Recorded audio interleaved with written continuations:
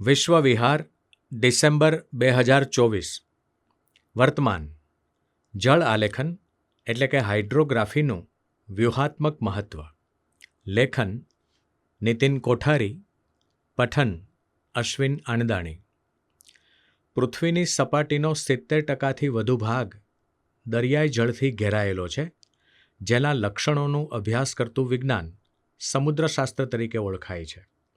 આ વિજ્ઞાનમાં સમુદ્ર જળના ભૌતિક અને રાસાયણિક ગુણધર્મો, જીવસૃષ્ટિ, સમુદ્ર થાળાનો ઉદ્ભવ અને ઉત્ક્રાંતિ, કણ જમાવટના પ્રકારો તેમજ જળ ગતિ વિષયક ફેરફારોનો સમાવેશ કરી શકાય. આ બધા સંબંધોના પરિપ્રેક્ષ્યમાં તેને મૂલવતા આ વિજ્ઞાનનું ભૌતિક સમુદ્રશાસ્ત્ર, રાસાયણિક સમુદ્રશાસ્ત્ર, જૈવિક સમુદ્રશાસ્ત્ર, ભૂસ્તરીય સમુદ્રશાસ્ત્ર, ગતિ વિષયક સમુદ્રશાસ્ત્ર, સામુદ્રિક જળ આલેખનશાસ્ત્ર જેવી વિષય શાખાઓમાં વિભાગીકરણ કરી શકાય. ભૂસપાટી ઉપર પરિવહનના માર્ગોનું નિર્માણ કરવા જે તે પ્રદેશનો સર્વે કરીને ત્યાંના ભૂમિ સ્વરૂપો, જમીન સ્તરો, જળ વિસ્તારો અને જંગલો જેવી પ્રાકૃતિક બાબતોને લક્ષમાં લઈને તેના નકશા તૈયાર કરવામાં આવે છે.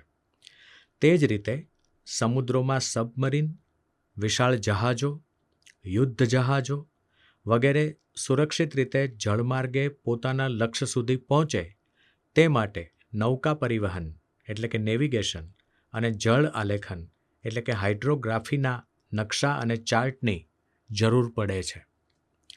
જળ આલેખનના નકશા તૈયાર કરતા પહેલાં જે તે જળ વિસ્તારોની ઊંડાઈ, સમુદ્ર તળનું ભૂપૃષ્ઠ, ક્ષારતા, ઘનતા અને તાપમાન વગેરેની જાણકારી મેળવવી પડે છે. આ સિવાય સમુદ્ર જળની ભરતી, પ્રવાહ, મોજાની માહિતી એકત્રિત કરવી પડે છે. વધુમાં સમુદ્ર કિનારો, સમુદ્રમાં આવેલા જ્વાળામુખીના ક્ષેત્રો, ભૂતકાળમાં ભૂકંપને કારણે ઉદ્ભવેલા સુનામી મોજાને પણ લક્ષમાં રાખવા પડે છે. સમુદ્રમાં ઠલવાતો નવા પાણીનો જથ્થો, તેની ગુણવત્તા, જળ સાથે ઠલવાતા કાંપ, માટી વગેરેને પણ લક્ષમાં રાખવા પડે છે.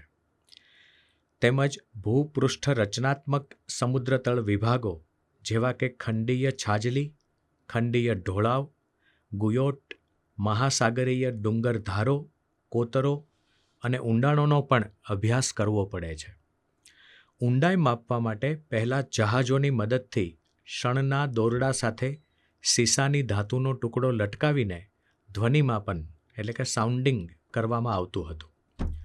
સમય જતાં શણના દોરડાને બદલે પિયાનાનો તાર ઉપયોગમાં લેવાતો થયો, પરંતુ હવે તો સ્વયં સંચાલિત નોંધ માપકોનો ઉપયોગ થતો રહ્યો છે, જેમાં પડઘા પદ્ધતિ એટલે કે ઇકોસિસ્ટમ વધુ ઉપયોગી બની છે. ઉપરોક્ત મુદ્દાઓને લક્ષમાં રાખીને સમુદ્રો અને મહાસાગરોનો સર્વે કરીને જળ આલેખન એટલે કે હાઇડ્રોગ્રાફી માટે નકશા તૈયાર કરવામાં આવે છે. એક સમયે વિશ્વના સમુદ્રો અને મહાસાગરો ઉપર બ્રિટિશ સામ્રાજ્યનું પ્રભુત્વ હતું. 17મી સદીમાં સૌ પ્રથમવાર બ્રિટિશ નૌકાદળમાં જલાખનના સંદર્ભમાં એક કાર્યાલય ઊભું કરવામાં આવ્યું.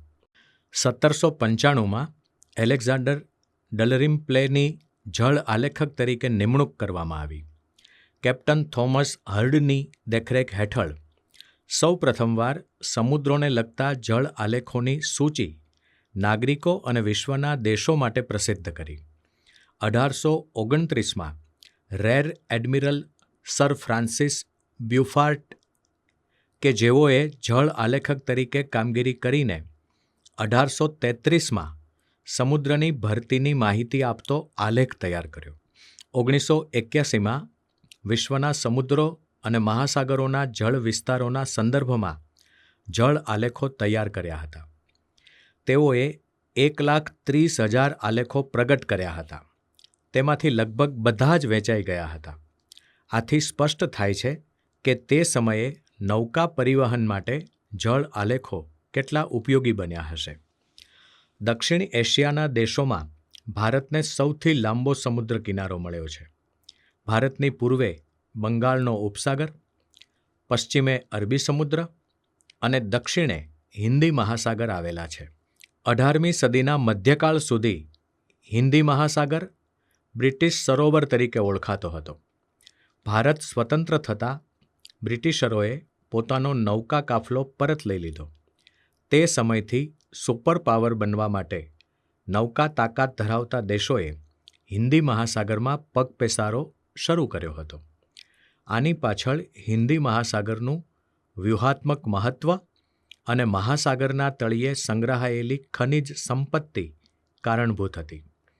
ભારત પાકિસ્તાનના યુદ્ધો પછી અમેરિકા, રશિયા, ચીન, ફ્રાન્સ અને બ્રિટને પોતાના યુદ્ધ જહાજોને આતંકવાદ અને ચાંચિયાગીરીને રોકવા તથા લશ્કરી કવાયત, સંશોધન અને શોધખોળ અર્થે આ મહાસાગરમાં તરતા કર્યા છે અને નાના દેશોના બંદરો અને ટાપુઓ ઉપર પોતાના નૌકાબેડા ઊભા કર્યા છે. આ સંદર્ભમાં જોઈએ તો ચીને પોતાની ડ્રેગોન નીતિને વધુ સક્રિય બનાવી છે.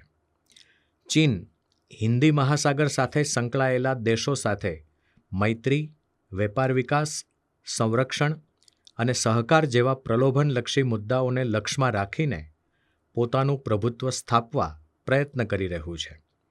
ચીને ઉપરોક્ત મુદ્દાઓને કેન્દ્રમાં રાખીને પાકિસ્તાન, બાંગ્લાદેશ, શ્રીલંકા, માલદીવ અને મ્યાનમારને પોતાના ડ્રેગોનના ભરડામાં લઈ લીધા છે.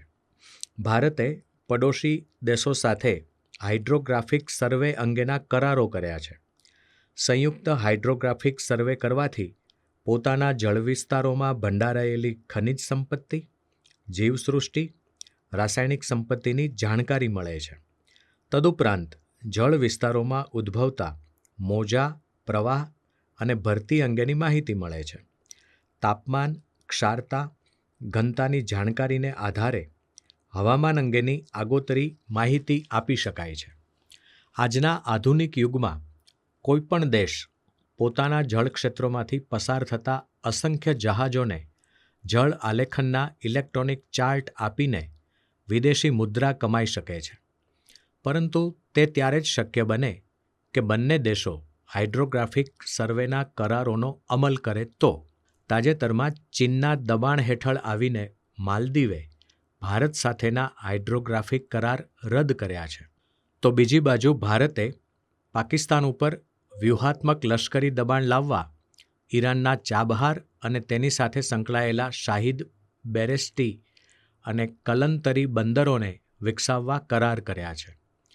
હિન્દી મહાસાગરમાં ભારત હાઇડ્રોગ્રાફિક સર્વેના ક્ષેત્રે વિકાસ સાધીને યમન દેશની ચાંચિયાગીરીને કાબૂમાં રાખવા આંતરરાષ્ટ્રીય જળ વિસ્તારમાં ચાંપતી નજર રાખી રહ્યું છે.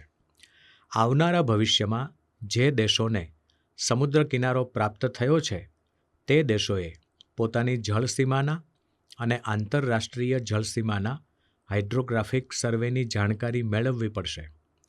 ભારતના નૌકાદળે પણ પોતાની દરિયાઈ સીમા અને દરિયાઈ આર્થિક સીમાનો હાઇડ્રોગ્રાફિક સર્વે કરાવી લીધો છે.